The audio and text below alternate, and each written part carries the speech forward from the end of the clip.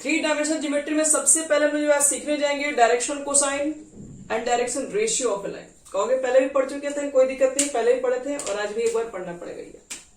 लिखिए एडी सब लोग, direction cosine and direction ratio.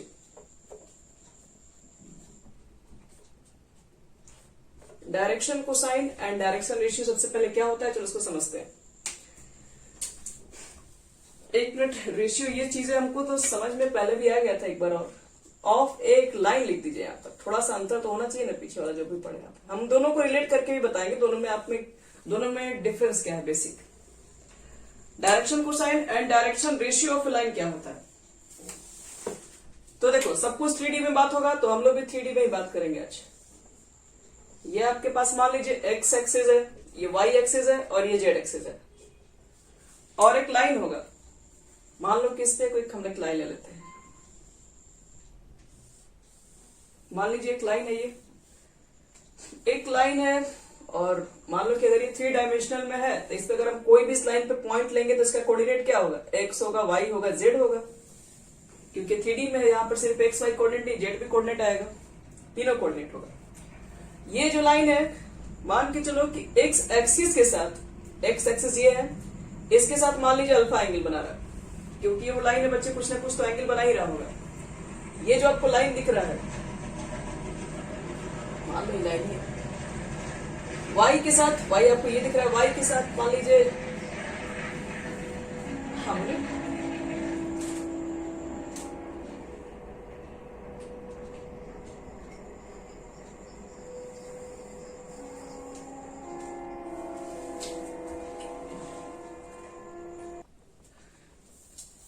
चलो ये जो लाइन है आपको दिख रहा होगा, एक्स एक्सिस के साथ अल्फा एंगल बना रहा है, वाई के साथ बीटा एंगल बना रहा है, यहां तक कि जेड के साथ, एक ज्यादा हो गया क्या, जेड है ही नहीं, जेड के साथ गामा एंगल बना रहा है। तो बना ही रहा है, पहले ही बनाता था यही वाला, हम लोग उसका डायरेक्शन कोसाइन निकालते थे। कहते थे कि ये जो लाइन है जो एक्स एक्सिस जो अल्फा एंगल बना रहा है, उस अल्फा एंगल का अगर हम कॉस पे वैल्यू निकाल दे तो हो जाता है डायरेक्शन कोसाइन।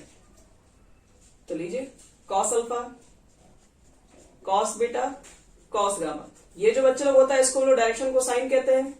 और ये बातें हम पहले भी पढ़ चुके हैं। ये आपका डायरेक्शन को साइन है। शॉर्ट में क्या लिखते हैं, एल। अगर आप कॉस अल्फा लिखने में टाइम नहीं बर्बाद करना चाहते, आपके पास टाइम कम है, मान लो बिजी पर्सन हो तुम लोग, तो उसको एल एम एन ही लिख दो, ये भी चल सकता है, कोई दिक्कत नहीं है। देखो दिक्कत क्या होगा वो समझा रही, direction ratio of A line का निकाल रहे हो, बड़ी बात यहां पर ये है। और एक लाइन के बारे में जब बात करते हैं तो हम लोग जो वहां पढ़े थे वो तो वेक्टर का निकाल रहे थे। एक वेक्टर था आपके पास, उसका डायरेक्शन रेशियो निकालते थे, सॉरी डायरेक्शन कोसाइन निकालते थे। यहां पर एक लाइन है, वेक्टर लाइन में डिफरेंस है। क्या डिफरेंस है, अगर एक लाइन कहते हैं एक वेक्टर, तो वेक्टर का मतलब होता है कि एक डायरेक्टेड लाइन। अगर हम वेक्टर के बारे में बात करते हैं तो एक डायरेक्टेड लाइन का मतलब उसका डायरेक्शन कोई एक फिक्स है, किस डायरेक्शन में जा रहा है। मान लो अगर इस डायरेक्शन में जा रहा है तो आप इसी डायरेक्शन में इसका डायरेक्शन कोसाइन निकाल रहे होंगे। लेकिन अगर एक हम लाइन बात कर रहे हैं बच्चे लोग, तो एक लाइन का डायरेक्शन इधर भी हो सकता है, अगर एक लाइन का डायरेक्शन इसके पीछे भी आ सकता है, याद रखिएगा बीच से। तो ये तो इधर भी घूम सकता है, इधर भी घूम सकता है, दोनों तरफ से घूम कर सकता है, यहाँ पर मूव कर सकता है यहाँ पर।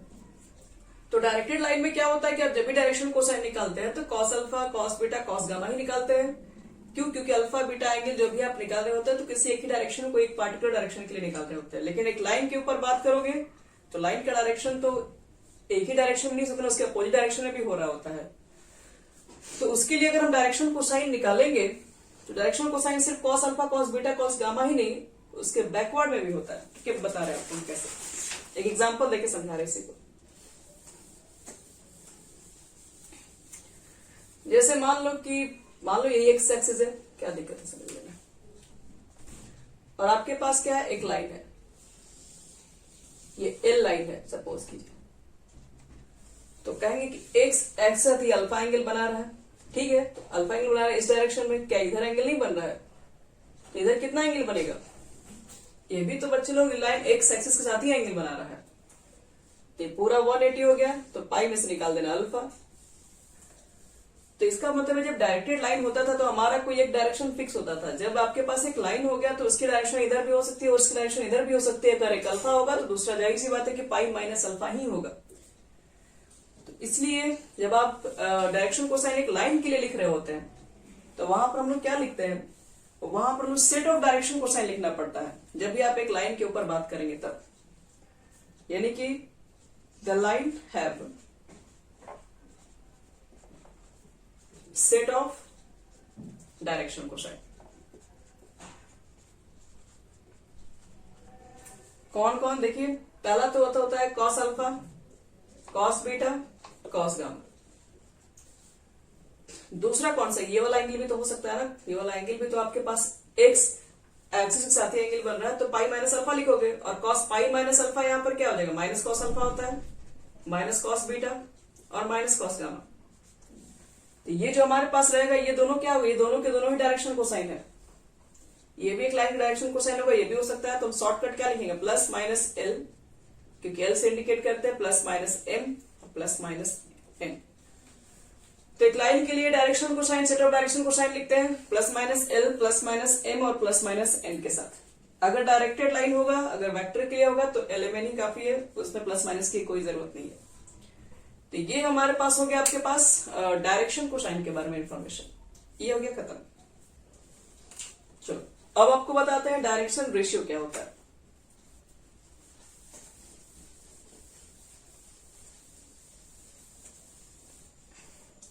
Direction ratio,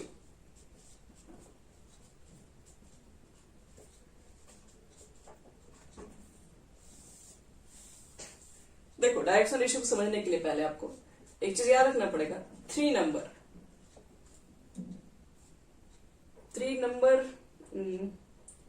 which are proportional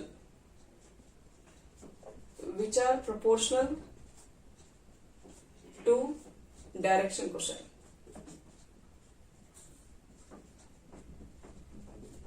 तीन ऐसा नंबर जो डायरेक्शन कोसाइन के प्रोपोर्शनल है।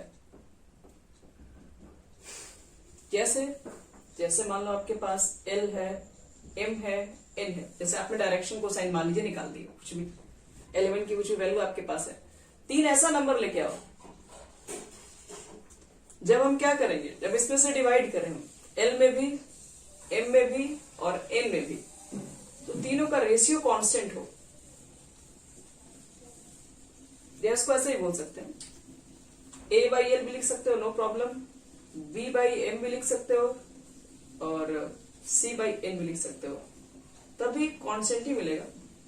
तो थ्री ऐसे नंबर जो क्या होते हैं, जो डायरेक्शन कोसाइन के प्रोपोर्शनल होते हैं, मतलब तीन ऐसे नंबर जो डायरेक्शन कोसाइन का जो वैल्यू रहेगा उससे हम डिवाइड करते हैं तो उसका रेशियो सेम हो जाए तीनों का, तो वो तीन नंबर को हम लोग बोलते हैं डायरेक्शन रेशियो। ध्यान रखिएगा, इसी को डायरेक्शन रेशियो कहा जाता है। ये तो हमारा हो गया ज्योमेट्रिकल मीनिंग इसका। और भी देखो इसको निकालेंगे कैसे, डायरेक्शन रेशियो दिया रहेगा तो उसे डायरेक्शन कोसाइन कैसे निकाल सकते हैं, ये चीजों को भी समझेंगे। ये मिटा रहे हैं अभी हम। डायरेक्शन रेशियो क्या होता है, डायरेक्शन कोसाइन क्या होता है, ये हो गया हमारा complete.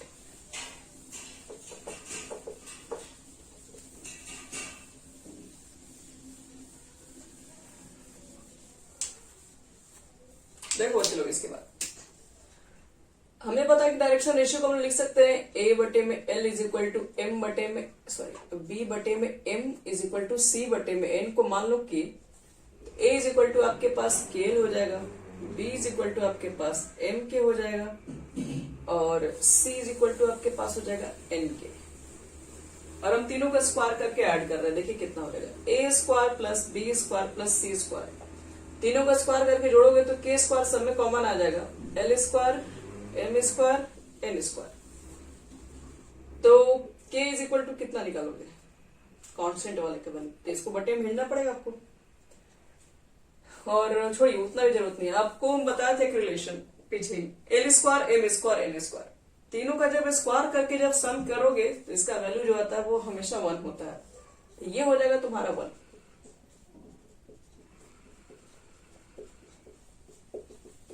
L square M square N square is equal to 1। तो आपके पास के इज इक्वल टू क्या बचेगा, under root plus minus A square plus B square plus C square. तो अगर मुझे एल निकालना है, एल इज इक्वल टू हो जाएगा ए बाई के, ए तो ऊपर ही रखोगे, के का मान इतना आ चुका है, तो प्लस माइनस यहां लिख दो, A square plus B square plus C square. M का अगर मान लिखोगे तो एम का मान बी बटे में के, बी को तो ऊपर ही रखना पड़ेगा, लेकिन जब ये के का वैल्यू ये वाला पुट करोगे तो plus minus under root A square plus B square plus C square, और एन का मान निकालोगे तो वही प्लस माइनस सी बटे में A square plus B square plus C square. तो देखो ये डायरेक्शन अगर रेशियो अगर आपके पास गिवन है तो तुम लोग क्या निकाल सकते हो, डायरेक्शन रेशियो से हम लोग डायरेक्शन कोसाइन भी निकाल सकते हैं। एल एम एन, देखिए एल की डायरेक्शन कोसाइन, एम की डायरेक्शन कोसाइन, एन की डायरेक्शन कोसाइन, निकल गया। चलिए इसके बाद हम बढ़ते हैं आगे। डायरेक्शन, एक लाइन का हम लोग मालूम किए कि दो तरह के डायरेक्शन कोसाइन हो सकते हैं, ठीक है। डायरेक्शन रेशियो कितने हो सकते हैं एक लाइन के लिए?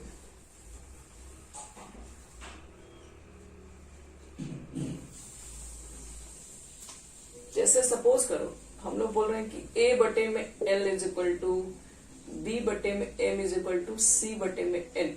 एबीसी का ऐसा वैल्यू है कि पुट करने पर तीनों का रेशियो मान लो कि सेम आ चुका है। तो क्या लगता है, 11 तो समझ में आ रहा है, दो तरह का होगा सेट ऑफ डायरेक्शन कोसाइन होता है। एबीसी का वैल्यू क्या क्या हो सकता है, कितना हो सकता है? सपोज करो ए का मान निकल गया कुछ, ए का मान मान लो कि आ गया 3 आ गया, मान लो 4 को डिवाइड किया इसमें और यहाँ पे 5 को डिवाइड किया तो सब सेम आ गया। तो डायरेक्शन रेशियो क्या बोलोगे इसका, 3 4 5 है। क्या 3 4 5 ही होगा, क्या और नंबर हो सकते हैं?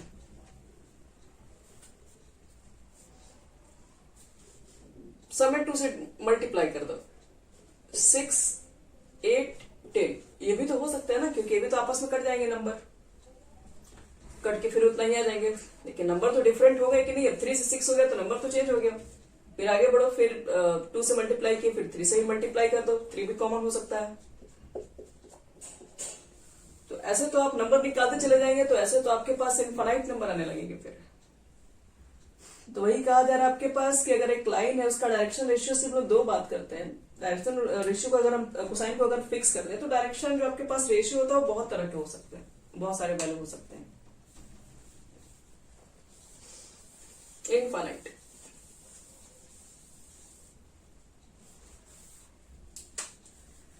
अब डायरेक्शन रेशियो और डायरेक्शन कोसाइन से अगर हमको मान लो कि एक मिनट को हेडिंग लिखो, direction cosine and direction ratio of line.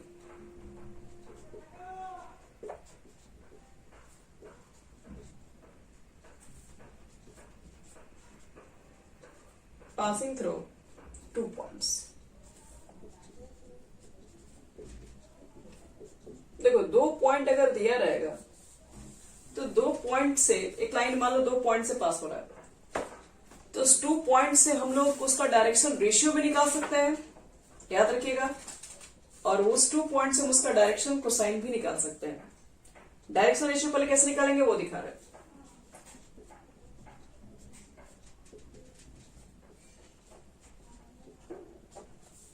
मान लो कि तुम्हारे पास एक पॉइंट है x1 y1 z1,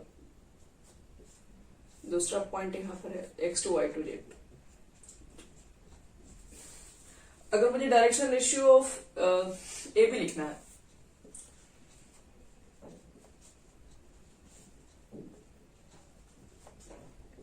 direction ratio of line joining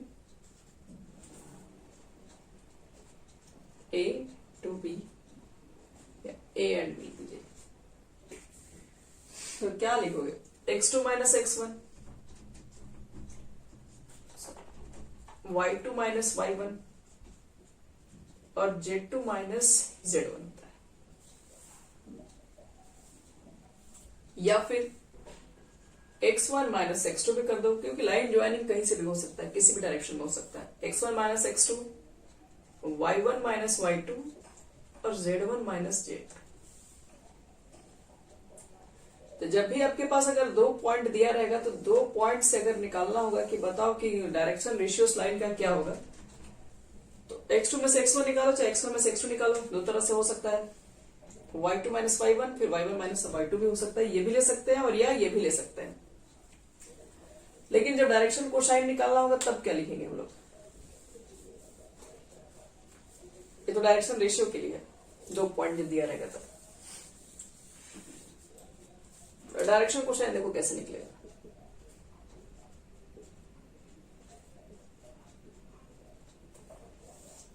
तो डायरेक्शन कोसाइन अभी हम लोग जस्ट कुछ देर पहले यही पढ़ रहे थे। क्या पढ़ रहे थे? एल इज इक्वल टू कितना लिखा है? ए बटे में अंडर रूट दिखाया आपको कि ए square B square C square होता है। अभी कुछ देर पहले आप एल की वैल्यू प्लस माइनस में ऐसा लिखे थे। तो मान लीजिए कि आपके पास अगर लाइन है, 2 पॉइंट दिया रहेगा, 2 पॉइंट से कैसे निकालते हैं थे? तो देखो क्या करोगे, पहले ऊपर होता है ए और डायरेक्शन रेशियो क्या होता है? यही तो ए बी सी है एक्चुअल में। तो आप लिखेंगे x2 माइनस x1 ए और नीचे क्या रहता था? Under root A square B square C square. Actually में यही ए है और यही बी है और यही सी है, यानी कि x2 माइनस x1 का whole square, y2 minus y1 का होल स्क्वायर और z2 माइनस z1 का होल स्क्वायर। यही हो जाएगा बच्चों लोग। अगर आपको 2 पॉइंट से कह दिया जाए कि डायरेक्शन कोसाइन निकालो तो x2 माइनस x1 कर दो,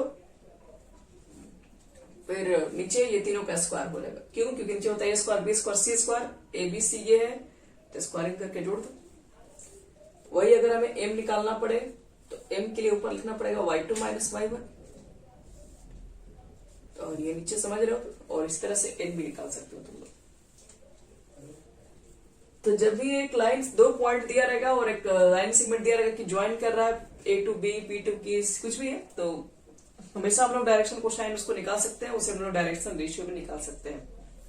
डायरेक्शन कोसाइन ये भी हो सकता है आपके पास है और इससे भी निकाल सकते हैं, दो निकाल सकता है। वो तो अभी जस्ट हमने पहले ही बता कि दो पॉसिबल है यहाँ। चलो अब बढ़ते हैं हम लोग आगे। जब होल क्वेश्चन में ऑलरेडी क्लियर कर देगा कि एक लाइन है जो ज्वाइन कर रहा है ए टू बी, तो ए टू बी का मतलब हो गया बच्चे लोग ए से बी के डायरेक्शन की तरफ, तो वो एक ही निकालना। वहां पर डायरेक्शन कोसाइन 2 मत दिखा देना। जहां पर बस पूछ रहा डायरेक्टली कितना हो डायरेक्शन कोसाइन, एक लाइन है उसका, तो उसमें आपको मेहनत करना पड़ सकता है। तो डायरेक्शन कोसाइन डायरेक्शन रेशियो हमारा हो गया खत्म। अब 2 पॉइंट अगर दिया रहेगा तो उसे भी कैसे निकलेगा वो भी हम लोग पढ़ लिया। अब आपको बताने जा रहे हैं, ये सिंपल सा क्वेश्चन है, एमसीक्यू वगैरह में पूछा जाता है बोर्ड एग्जामिनेशन में। देखिए वो क्वेश्चन क्या आपके पास है। आपसे पूछेगा कि बताओ एक्स एक्सिस का डायरेक्शन कोसाइन क्या होगा।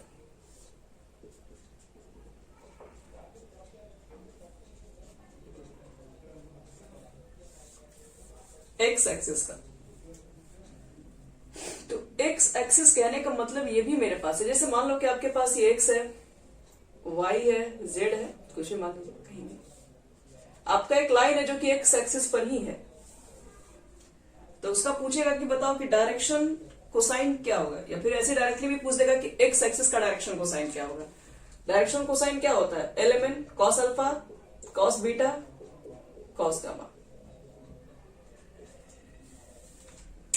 तो देखो तो ध्यान से, एक लाइन है जो इसी पर है, तो इसी पर अगर एक्स एक्सिस पर ही है तो एक्स एक्सिस पे तो 0 एंगल बना रहा होगा, क्योंकि कोई भी लाइन अगर इसी पर रख दोगे तो वो लाइन और एक्स एक्सिस के बीच में डिस्टेंस क्या है? कुछ नहीं है, 0 है, उसी पर तो है, एंगल कुछ नहीं उसके बीच में है। तो इसका मतलब है कि अल्फा की जगह पर कॉस 0 लिखोगे। बताओ वो लाइन जेड और वाई एक्सिस पर कैसा होगा? तो खुद से दिमाग लगाओ तुम लोग। ये एक्स एक्सिस ये है, वाई एक्सिस ये है, जेड जो रहता है ये दोनों पे परपेंडिकुलर है, ये वाला लाइन इस पे परपेंडिकुलर है ही। एक्स एक्सिस पे देखो ध्यान से, एक्स एक्सिस के ये जो वाई एक्सिस है वो इस पे परपेंडिकुलर है और जेड एक्सिस जो है वो भी तो इस पे परपेंडिकुलर है। मतलब एक्स एक्सिस एक्स के साथ तो 0 एंगल बना रहा है, लेकिन यही एक्स एक्सिस वाई और जेड के साथ तो 90 डिग्री एंगल बना रहा है। मतलब बीटा के साथ वो क्या एंगल बना रहेगा? 90 डिग्री, और गामा के साथ भी वो 90 डिग्री ही एंगल बनाएगा। यानी अगर आपसे सिंपली क्वेश्चन पूछे कि डायरेक्शन कोसाइन आप मुझे बताइए एक्स एक्सिस का कितना होगा, तो क्या बोलोगे? कॉस 0 का मान कितना हो जाएगा? 1, कॉस 90 0, कॉस 90 0। तो याद रखिएगा direction cosine of x axis आपके पास होता है 1 0 0। फिर हम आपसे क्वेश्चन पूछे बताओ कि डायरेक्शन कोसाइन वाई एक्सिस का क्या बोलोगे?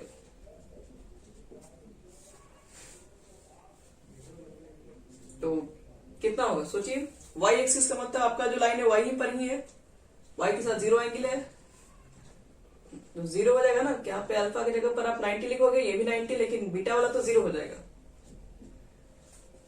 तो y से 0 1 0 लिखेंगे, और अगर z एक्सिस के साथ लिखना होगा यही तो 0 0 1 कर देना। ये बहुत बार क्वेश्चन एमसीक्यू में पूछा गया और इस बार भी आएगा, पढ़ के जाना है, मेरे तरफ से सब गारंटेड क्वेश्चन है ये सब आगे।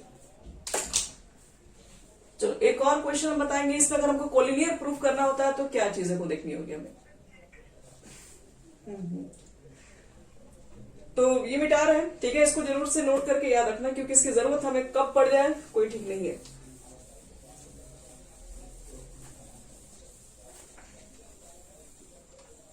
चलो लास्ट हम लोग समझेंगे कि अगर हमको यहाँ पर कोलिनियर प्रूफ करना, अभी तक हमको वेक्टर में सब कुछ समझ में आता है। खैर क्वेश्चन में अगर वेक्टर नहीं लिख के दिया है कि कोई वेक्टर मेथड से नहीं यूज करना है तो आप कहीं से बनाइए, आपको जो भी आसान लगता है, आपको कोई नहीं रोका है। अगर सिंपली क्वेश्चन में बोल दिया कि केवल यही दिखाओ कोलिनियर है तो हम लोग तो बहुत तेज लोग हैं, हम लोग क्यों दिखाएंगे, हम लोग डिस्टेंस फॉर्मूला अप्लाई कर देंगे, काम खत्म। लेकिन डिस्टेंस फॉर्मूला से भी इजी आपको कंसेप्ट मिल जाएगा। यहाँ पे क्या देखो कंसेप्ट मिल जाएगा। आप सबसे पहले काम कर दो कि डायरेक्शन रेशियो निकाल दो। किसका निकालोगे, किसी भी दो टू का निकाल दो, एबी का निकाल दो, बीसी का निकाल दो या एसी का निकाल दो। तो पहले मान लो कि हम direction ratio A to B निकाल रहे हैं, तब ए से बी की तरफ ही निकालोगे तो x1 y1 z1 ये हो जाएगा, x2 y2 z2 ये हो जाएगा।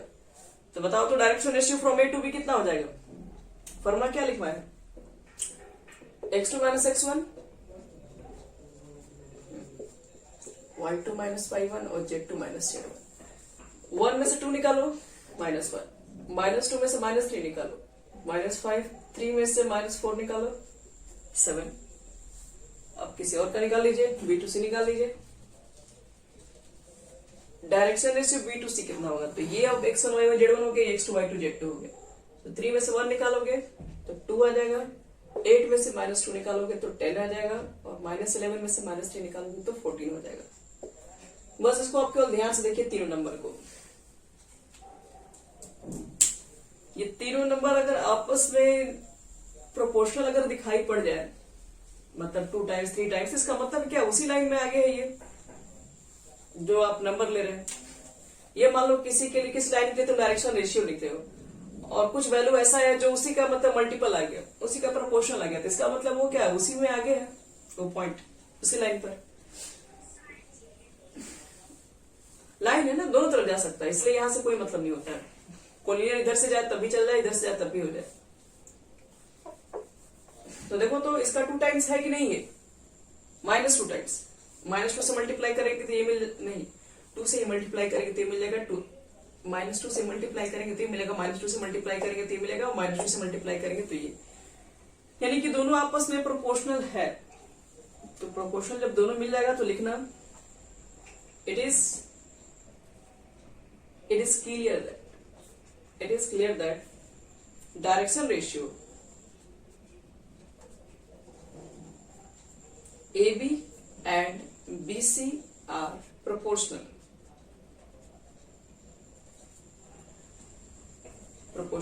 अगर प्रोपोर्शनल है बच्चे लोग तो यहाँ पैरेलल भी होता है, तो हेंस लिख देना AB parallel to BC। AB जो है वो क्या होना चाहिए, पैरेलल आपके पास है BC के।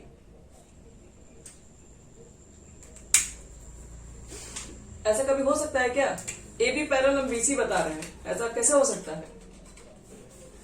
हम बोल रहे हैं कि AB पैरेलल है BC के, आप AB और BC कैसे बना सकते हैं, जब B यहां पर आ गया तो B अब यहां नहीं जा सकता, B अब उसी लाइन में होगा। तो लिख देना, इसके अंदर क्या लिखोगे, but point B common to both AB and BC, तो therefore ABC are collinear. Then ABC are collinear।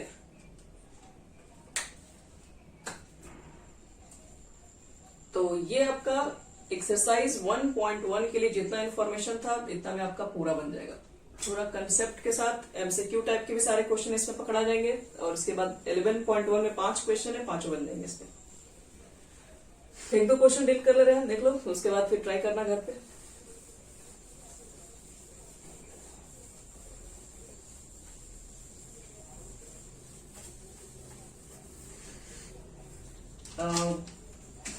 Exercise आपका है 11.1। क्वेश्चन नंबर देखिए, पहला क्वेश्चन तो बताने लायक ही नहीं। कह रहा है एक लाइन है जो 90 डिग्री एंगल बना रहा है, 135 डिग्री एंगल बना रहा है, 45 डिग्री एंगल बना रहा है, एक्स के साथ ये बना रहा है, वाई के साथ ये बना रहा है, जेड के साथ ये बना रहा है। पूछ रहा है उसका डायरेक्शन कोसाइन बताओ। अब डायरेक्शन कोसाइन क्या बताया, सबका कॉस में मान निकाल दीजिए।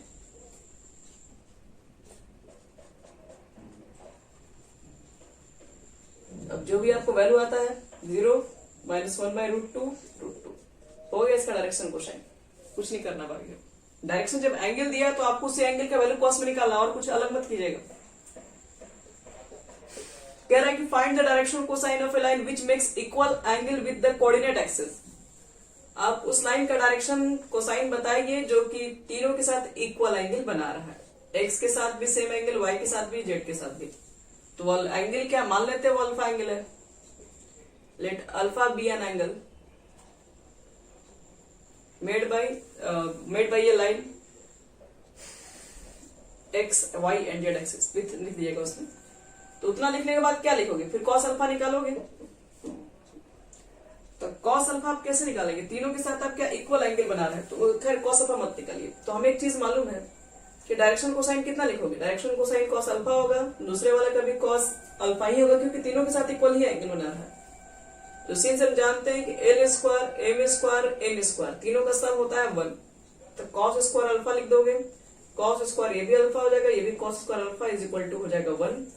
तो 3 cos square alpha is equal to 1, तो cos square alpha is equal to 1/3, तो cos alpha is equal to हो जाएगा ±1/3। डायरेक्शन कोसाइन निकालना था ना, तो कॉस अल्फा का मान ±1/√3, तो कॉस अल्फा तीनों कॉस अल्फा ही है, तो तीनों का ±1/√3 ही आंसर होगा। जब कोऑर्डिनेट एक्सिस के साथ इक्वल एंगल बना रहा होगा, तो मान लीजिए कि तीनों के साथ अल्फा ही एंगल बन रहा है, तो तीनों का direction cosine cos alpha cos alpha cos alpha होगा। और L square M square N square sum होता है 1, सबको पुट करके निकाल सकते हो। ये क्वेश्चन देखो 2 पॉइंट दिया हुआ है, -2 पॉइंट डायरेक्शन रेशियो दिया हुआ है। क्वेश्चन में क्या था, जब डायरेक्शन रेशियो इतना है तो डायरेक्शन कोसाइन क्या होगा। ये देखो डायरेक्शन रेशियो मतलब ए बी सी का वैल्यू है। डायरेक्शन कोसाइन कैसे निकालते हैं, +-a/में अंडर रूट करके निकालते हैं। तो क्या यही तो ए बी सी है, एक जगह पर इतना रखोगे, स्क्वायरिंग करके ऐड करके रूट निकालोगे, एम का मान पुट कर देना। तो ये नहीं बना रहे हैं, ये डायरेक्ट क्वेश्चन दिया हुआ, आप डायरेक्ट बना सकते हैं। चौथा के बाद क्वेश्चन प्रूव कर रहा है कि प्रूव करो ये तीनों पॉइंट कोलिनियर है। तो इस तरह का भी आपको अभी कुछ एग्जांपल देके हम क्लियर कर दिए थे।